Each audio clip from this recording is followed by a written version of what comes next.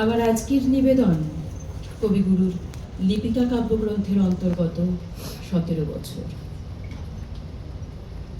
আমি তার 17 বছরের জানা, কত আসা যাওয়া, কত দেখা দেখি, কত বলা বলি।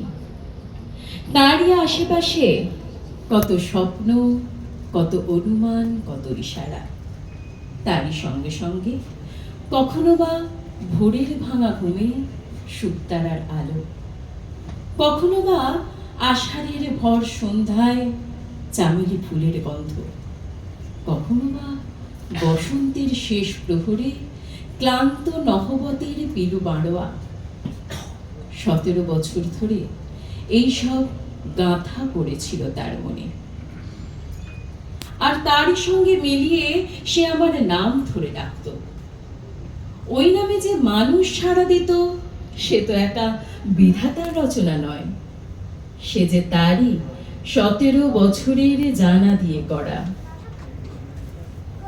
কখনো আদরে, কখনো অনাদরে, কখনো কাজে, কখনো অকাজে, কখনো সবার সামনে, কখনো একলা আড়ালে, কেবল একটি মাত্র লোকের মনে মনে জানা দিয়ে গড়া সেই মানুষ।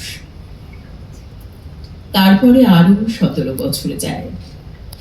এর দিনগুলি, এর রাতগুলি সেই নামের রাখি বন্ধনে এক হয়ে মেলে না, এরা ছড়িয়ে পড়ে।